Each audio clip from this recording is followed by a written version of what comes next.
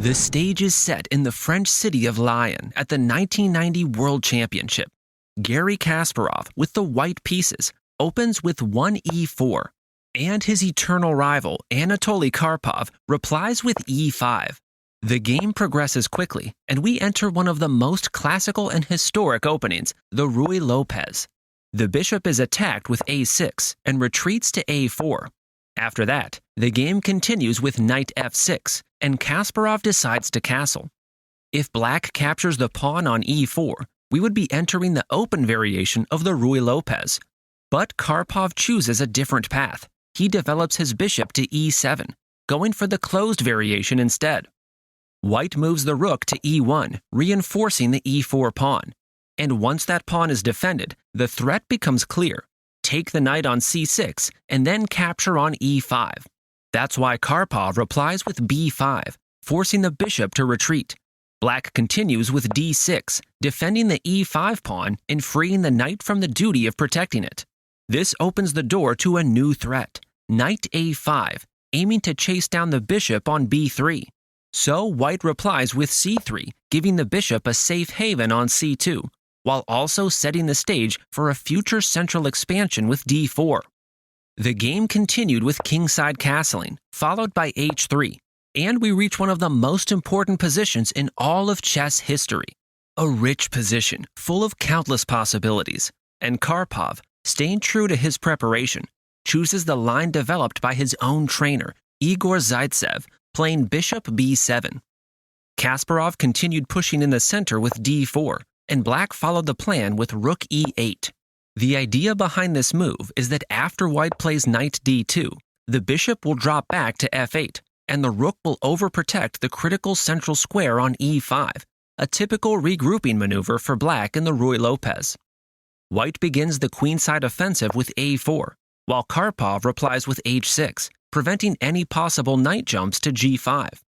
The knight on d2 would like to reposition to f1, but if it does so immediately, black can capture on d4, uncovering the rook's attack on e4, and then taking that important central pawn. That's why Kasparov first retreats the bishop to c2, reinforcing that point. Now we reach an instructive moment.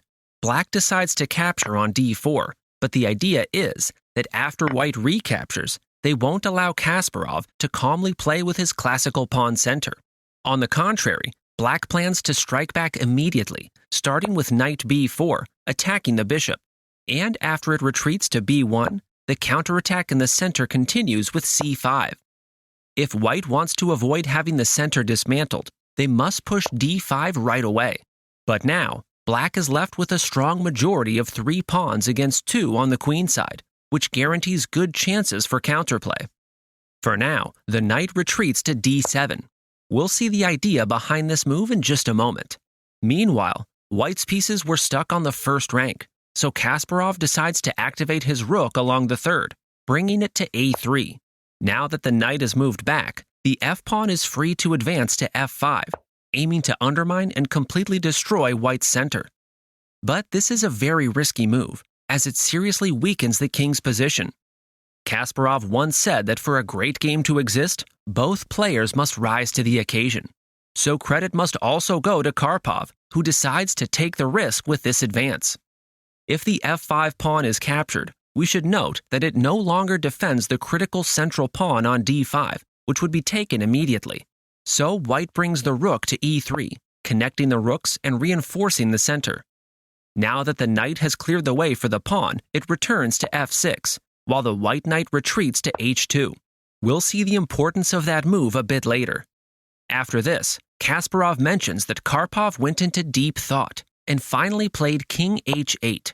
And for a player of Karpov's level to make that kind of move, it means he clearly knows what's coming.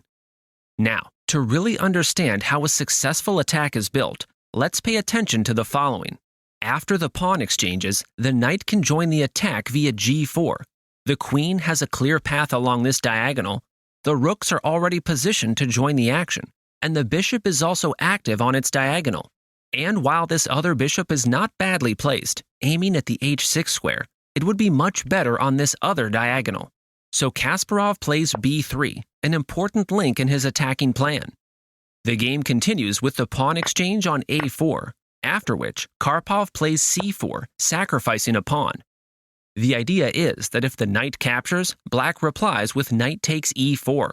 And for white to recover the pawn, they would have to give up their important light-squared bishop, the one that's dangerously eyeing the h7 square. But Kasparov has no need for that. He declines the pawn capture and continues with his plan, bringing the bishop to b2. After that, the exchange on e4 finally takes place. The knight recaptures, and we can see how the defender of the d5 square has been removed, so Karpov immediately takes that pawn. The rook is under attack, so it moves to g3. And if white launches an attack with the rook from the third rank, black plans to defend in the same way, with rook e6.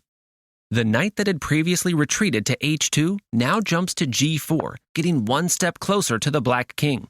And after this, it's Karpov's turn, and he makes the decisive mistake of the game. But first, what was the correct move black should have played at this point? Well, Karpov should have placed the knight on d3. The idea was to block the white bishop on this dangerous diagonal, and even if it meant losing a pawn, it would have kept the position equal. Karpov later stated that he had seen this move, but instead he chose to take a risk and played queen e8. And now we reach the instructive moment of the game, the one that can truly improve our attacking play. If we want our attacks to be successful, the first thing we need to understand is that an attack is not just a wish. For an attack to work, certain conditions must be met.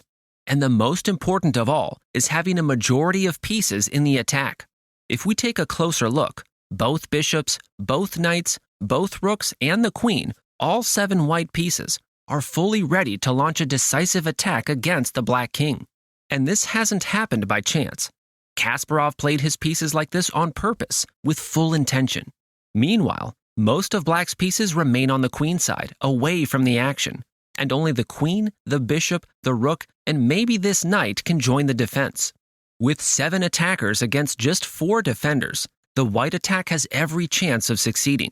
It's for this reason that Kasparov, almost without calculation, decided to play knight takes h6, double exclamation marks for this move.